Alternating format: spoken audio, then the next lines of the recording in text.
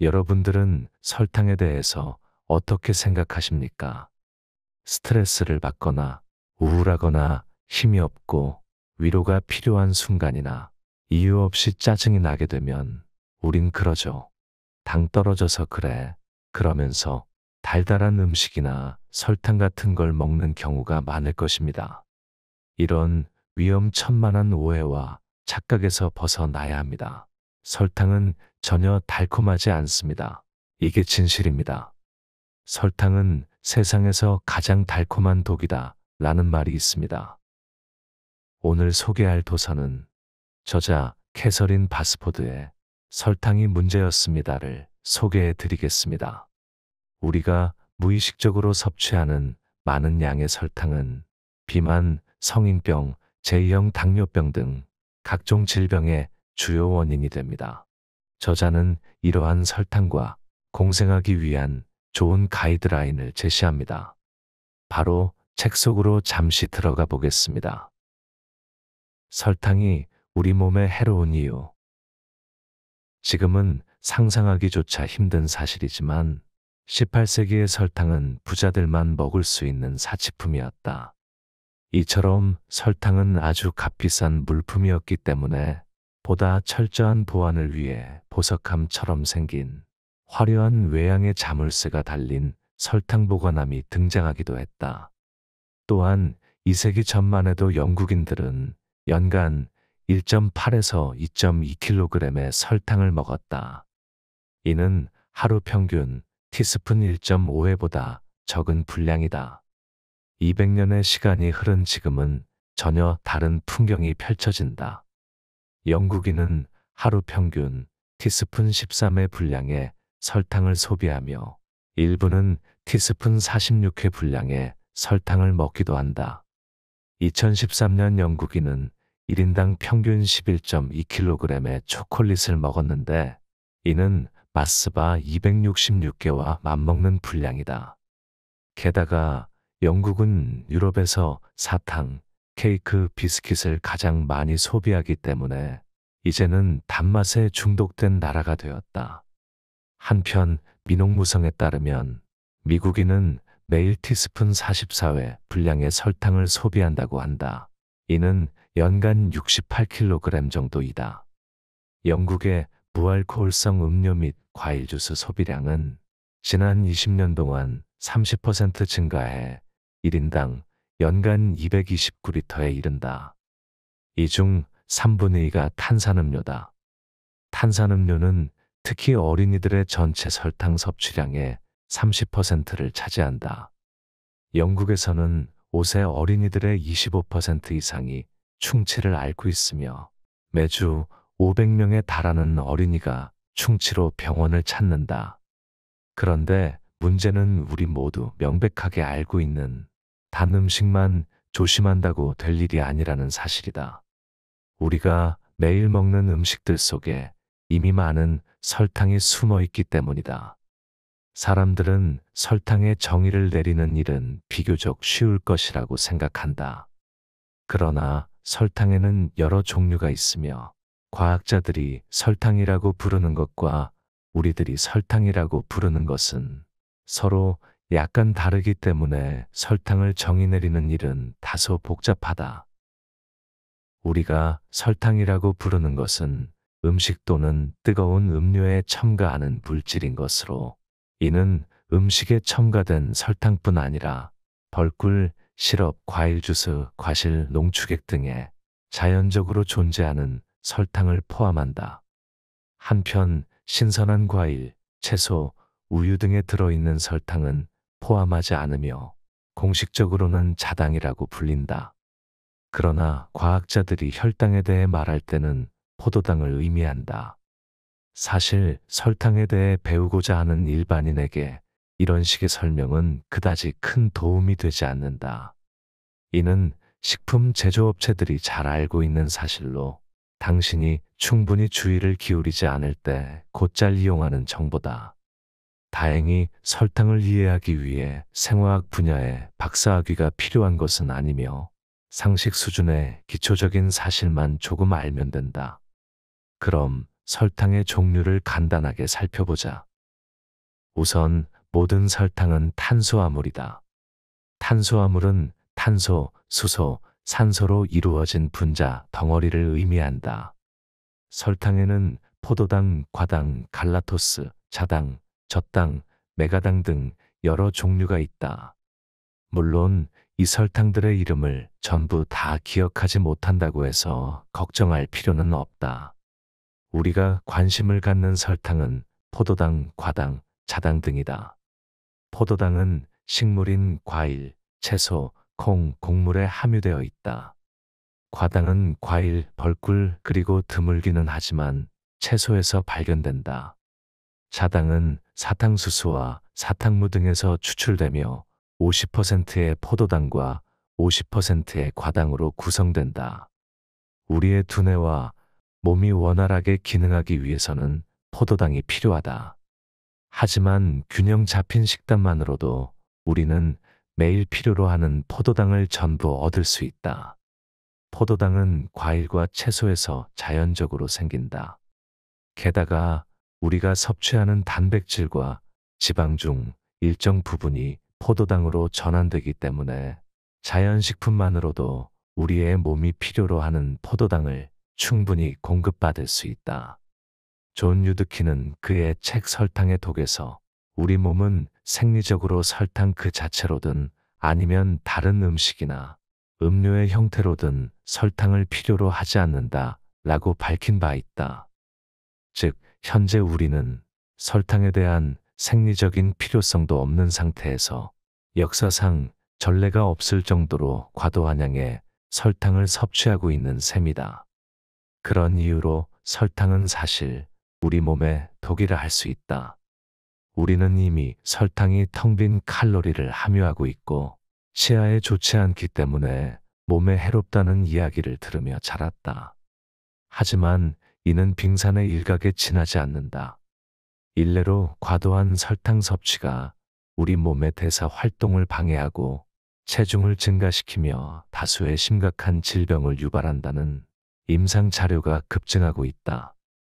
이 중 한 종류의 설탕이 우리 몸에 특히 치명적인데 테이블 설탕 및 곡과당 옥수수 시럽 등에서 발견되는 과당이 그렇다. 다른 종류의 설탕과는 매우 다른 방식으로 우리 몸에서 작용한다. 설탕을 피해야 하는 이유에는 여러 가지가 있겠지만 과도한 설탕이 우리 몸에 미치는 영향을 정리해보면 다음과 같다. 잠깐 구독과 좋아요 찍고 가실게요. 고맙습니다. 첫 번째, 설탕은 과식의 원인이다. 식사를 하다 배가 부르면 일반적으로 식욕 호르몬이 분비되어 우리 뇌에게 그만 먹으라고 신호를 보낸다. 그러나 과당은 이 법칙을 따르지 않는다. 음식을 그만 섭취하라 라는 호르몬을 촉발하지 않는 과당은 식욕 통제 역할을 하는 뇌에게 발각되지 않은 채 우리 체내로 숨어 들어간다. 바로 이것이 포만감 없이 사탕이나 과자를 과도하게 먹을 수 있는 이유다. 이 현상에 대한 논리적인 설명은 이렇다. 수천 년 전 우리 조상들은 딸기나 벌꿀, 그리고 땅에서 캐낸 식물 부리 등을 통해 과당을 섭취했다. 이 귀중한 고열량 식품을 먹을 기회는 아주 드물었기 때문에 우리 몸은 과당에 대한 멈춤 스위치 없이 진화했고 그 결과 엄청난 양의 과당을 먹을 수 있게 되었다. 한때는 실용적이었던 이 생존 기술이 많은 음식 속에 포함된 과당의 공격을 받는 지금의 우리들에게는 커다란 문제거리다. 그런데 문제는 이것으로 그치지 않는다. 과당은 체내에서 지방으로 전환되며 지방 역시 우리 몸의 식욕 통제 시스템을 방해하기 때문이다. 정상적인 상황이라면 수저를 언제 내려놓아야 할지 알려주는 콜레시스토킨스, 인슐린, 렙틴 같은 호르몬도 더 이상 제 역할을 수행하지 못한다. 그 결과 우리는 계속 공복감을 느끼고 설탕뿐 아니라 어떤 음식이든 닥치는 대로 먹게 된다. 두 번째, 설탕은 비만의 원인이다. 과당은 포도당과 다른 방식으로 대사 과정을 거친다. 포도당은 체내 모든 세포의 영양 공급원이 되는 반면 대부분의 과당은 바로 간으로 가고 간에서 지방으로 전환된다. 이 지방은 간에 축적되어 비알코올성 지방간의 원인이 되거나 혈관으로 흘러 들어가 비만, 심장질환, 뇌졸중의 위험성을 높인다. 또한 과당은 대사 과정에서 요산을 비롯한 수많은 노폐물과 독성 물질을 만든다. 특히 요산은 결정체를 만들어 통풍을 유발하기도 하며 혈관의 탄력성을 떨어뜨려 혈압을 높이고 심장질환과 뇌졸중의 위험성을 가중시킨다. 세계적인 비만 문제는 설탕 섭취와 비례해 가속화했다. 영국에서는 초등학교를 졸업하는 어린이 3명 중 1명이 과체중 또는 비만이다. 미국의 상황은 더욱 심각하다. 미국 아동의 24%가 비알코올성 지방간을 앓고 있는 것으로 추측되기 때문이다. 여기서 잠시 마른 비만에 대해서 알아보자. 뚱뚱해 보이지 않는다고 해서 비만의 위험성을 벗어난 것이 아니다. 겉보기에는 건강하고 날씬해 보이지만 체내에 과도한 지방이 축적되어 있는 사람들이 많다. 왜냐하면 과도한 설탕이 복부뿐 아니라 심장, 간, 신장, 췌장 등과 같은 신체 기관 주변에 지방으로 축적되는 경향이 있기 때문이다. 이런 복부 지방 또는 내장 지방이 가장 나쁜 형태의 지방이다. 혈액 속으로 들어가 심장질환, 고혈압, 제2형 당뇨병 등 다양한 질병을 유발하는 염증을 만들기 때문이다. 현재 정상 체중 여성의 50%와 정상 체중 남성의 20%가 내장 지방 기준으로 비만 상태인 것으로 추측된다. 당신의 몸에도 내장 지방이 있으십니까? 의사들이 유심히 살펴보는 징후 중 하나는 불룩한 아랫배다. 세 번째, 설탕은 인슐린 저항의 원인이다. 우리가 먹은 식음료는 소화 과정을 거쳐 포도당으로 분해된다. 이 과정에서 혈당이 상승하고 그에 대한 반응으로 췌장에서는 인슐린이라는 호르몬이 분비된다. 인슐린은 근육 세포를 포함해 체내 모든 세포의 문을 여는 열쇠의 역할을 수행하며 포도당이 에너지원으로 쓰일 수 있도록 돕는다. 그런데 우리가 단 음식을 계속 먹으면 우리 몸은 점점 더 많은 인슐린을 분비한다. 체내의 균형 상태를 유지하려고 필사적으로 노력하는 것이다. 결국 췌장은 지치고 인슐린 분비를 멈추든가 우리 몸의 세포가 인슐린에 둔감해지는 현상이 발생한다. 이때 우리는 인슐린 저항 상태에 빠지고 그 결과 혈당 수치가 올라간다. 과도한 당류 섭취가 제2형 당뇨병의 실제 원인이라고 단정하려면 보다 많은 연구가 필요하지만 국가 간 비교 조사를 살펴보면 다량의 설탕 소비와 당뇨병에 의한 사망 사이에는 높은 상관관계가 존재한다. 불과 30년 전만 하더라도 제2형 당뇨병은 잘 알려지지 않은 질병이었다. 하지만 이제는 전 세계 3억 명의 사람들이 이 병을 앓고 있다. 영국에서만 700만 명이 정상 혈당과 당뇨병 수준의 혈당 사이의 회색지대에 위치한 예비 당뇨병 환자로 추정된다. 앞서 과당은 다른 설탕과 다른 방식으로 체내에서 작용한다는 말을 기억하는가? 과당은 체내로 들어와 간에서 대사되는데 그 과정에서 혈당을 직접적으로 높이지는 않는다. 그러나 과당은 체내를 돌아다니는 지방산을 증가시키고 그렇게 쌓인 과도한 지방은 인슐린의 잠금 체계를 방해한다. 이를 바꾸어 말하면 인슐린이 혈액에서 포도당을 제거하기 위해 더 많이 분비된다는 뜻이다. 즉, 과당이 혈당 수치를 직접적으로 높이지 않더라도 최종적으로 혈당 수치가 올라가게 된다. 네 번째, 설탕은 만성질환의 위험성을 높인다. 현재 유럽과 북미에 만연한 수많은 질병의 근본 원인은 과도한 설탕 섭취로 여겨지고 있다. 영국인의 주요 사망 원인은 심장질환과 암이다. 영국 내 사망 원인의 4분의 1 이상은 심장 및 순환계통 질병이며 매 2분마다 한 명꼴로 암 선고를 받는다고 한다. 앞서 언급한 바와 같이 그 원인으로 설탕을 빼놓을 수 없을 것 같다. 5번째, 설탕은 우리 뇌에 영향을 준다. 우리는 단 것을 좋아하면 몸매가 망가지고 건강에 치명적이라는 것을 잘 알고 있다. 하지만 설탕이 감정과 건강에도 영향을 준다는 사실을 알고 있는가? 우리의 뇌가 제 기능을 수행하려면 포도당이 꾸준히 공급되어야 하기 때문이다. 과도한 설탕 섭취는 다양한 형태의 심리장애와 관련이 있다. 그 장애에는 불안, 우울, 공격성, 과도한 활동성, 사고장애, 집중시간 단축, 집중력 저하, 기억력 저하, 학습 능력 저하 등과 같은 증상이 포함된다. 설탕이 두뇌에 미치는 영향에 대한 연구는 아직 걸음마 수준이지만 설탕이 두뇌 혈관을 손상시키고 두뇌 축소를 유발하는 것으로 추측된다. 2,000명을 대상으로 5년 이상 진행한 연구에서 혈당 수치가 높은 사람이 치매에 걸릴 확률이 18% 높다는 사실이 밝혀졌다. 설탕이 원인이라고 단정적으로 결론을 내리기 위해서는 보다 많은 연구를 수행해야 하지만 이들 사이에는 강력한 연관성이 존재하는 것으로 보인다. 2009년 8월 캘리포니아 대학교의 연구진들은 비만인 사람들의 뇌가 적정 체중을 유지하는 동일 연령의 사람들보다 8에서 16년 정도 더 노화되었으며 두뇌 조직의 크기도 작다는 사실을 밝혀냈다. 심지어 아랫배 둘레와 두뇌의 구조 사이에도 관련성이 있는 것으로 보인다. 허리, 엉덩이 둘레의 비율이 클수록 두뇌의 저장 공간인 해마의 크기가 더 작은 것으로 추측된다.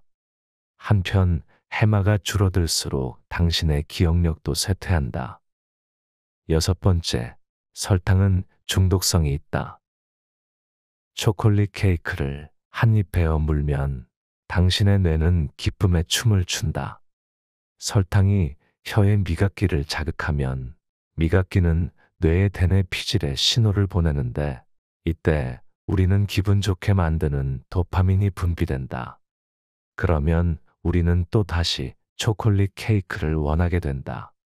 먹을 것이 많아진다는 것은 우리가 원하는 영양분을 전부 얻을 수 있는 가능성이 커진다는 것을 의미한다.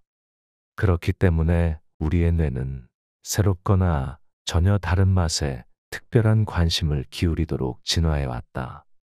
그런데 단 음식을 매일 먹을 경우 미각기가 자극에 익숙해지기 때문에 대뇌 피질에 신호를 보내는 빈도수는 적어지고 점점 더 적은 양의 도파민이 분비된다. 이는 이전처럼 따뜻하고 편안한 느낌을 얻기 위해서는 단 음식을 더 많이 먹어야 한다는 것을 의미한다. 바로 이것이 설탕이 중독성을 갖는 이유다. 몇몇 과학자는 설탕이 코카인만큼 중독성이 강하다는 설명을 하기도 한다. 당신이 설탕을 더 많이 먹을수록 당신의 몸은 더 많은 양의 설탕을 원한다. 그러나 당신이 설탕이 적게 들어간 건강식을 즐기고 아주 가끔 한 조각 정도의 초콜릿 케이크를 먹는 수준이라면 심각한 중독성을 유발하지 않는다. 7번째, 곡물과 정제 탄수화물에서 섭취하는 설탕. 우리는 곡물과 탄수화물에서도 설탕을 섭취하기 때문에 이에 대한 주의사항을 간단하게나마 살펴보고자 한다. 만약 당신이 하루에 여러 차례 곡물을 섭취한다면 최적의 건강 상태를 위해 곡물 섭취량을 줄이는 것도 고려해 봐야 한다. 감자칩, 크래커, 빵, 파스타, 쌀, 시리얼 같은 정제 탄수화물은 정제 과정에서 많은 영양소와 함께 대부분의 섬유질이 떨어져 나간다. 그 결과 정제 탄수화물은 체내에서 빠르게 소화되고 곧바로 포도당으로 전환된다. 당신이 아주 활동적인 사람이어서 그렇게 축적된 여분의 포도당을 모두 소모하지 않는다면 곡물과 정제 탄수화물은 혈당과 인슐린 수치를 높인다. 또한 지방의 축적을 촉진하며 고혈당과 관련 있는 여러 가지 건강 문제를 야기한다. 통밀 탄수화물은 섬유질 뿐 아니라 그 밖에 다른 영양소를 많이 포함해 포만감을 쉽게 느끼도록 도와주기 때문에 정제 탄수화물보다는 더 나은 선책이다. 그렇지만 대개의 경우 정제된 백색 탄수화물과 비슷한 수준으로 혈당 수준에 영향을 주기 때문에 주의해야 한다. 한 예로 통밀빵은 흰빵만큼이나 빠르게 혈당을 상승시킨다. 8번째, 설탕보다는 올리고당을. 올리고당은 체내 효소에 의해 분해되지 않고 장까지 도달하는 것이 특징이다. 이를 통해 유익균의 증식을 도와주고 유해균을 억제하는 프리바이오틱스 효과를 나타낸다. 또한 장내 유익균이 배출하는 단세 지방산을 통해 칼슘 등 무기질의 흡수율을 높여주고 배변 활동을 개선하는 효과도 있다. 올리고당은 설탕보다 단맛이 약하거나 칼로리가 낮아 다이어트나 당뇨병 환자에게도 도움이 된다. 또한 혈당을 빠르게 올리는 설탕과는 달리 올리고당은 단당류가 3에서 10개 정도 결합되어 있는 형태로 소장에서 소화되지 않아 혈당을 쉽게 올리지 않는다. 되도록 설탕보다는 올리고당을 사용하는 것이 좋다. 한밤중에 자주 잠에서 깨거나 아침에 일어나도 피곤하다면 이는 어쩌면 저녁 식사 후 먹은 초콜릿의 영향 때문일지도 모릅니다. 잠자리에 들기 전에 즐기는 설탕이나 곡물 간식은 혈당을 끌어올리고 치솟은 혈당은 한밤중 어느 순간에 다시 급격히 떨어집니다. 사실 이 현상은 당신이 오후 3시경 사무실에서 겪는 오후 슬럼프가 밤에 반복되는 것에 불과합니다. 다만 당신은 사무실이 아닌 침대에서 잠을 자고 있으며 시간은 새벽 2시고 이제 4시간만 지나면 일어나야 한다는 사실로 스트레스를 받는 것만 다를 뿐입니다. 따라서 잠들기 전 야식을 즐기는 습관을 완전히 떨쳐내야 합니다. 진짜로 무언가를 먹고 싶고 허기 때문에 도저히 잠을 잘 수 없다면 한 줌의 견과류와 씨앗이 좋은 선택이 될 수 있습니다.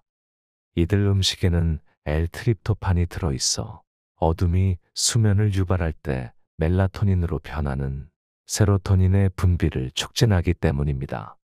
트립토판은 달걀, 가금류, 육류, 생선, 치즈처럼 단백질이 풍부한 대부분의 음식에 들어 있습니다. 모두 건강한 삶을 누리시길 기원합니다.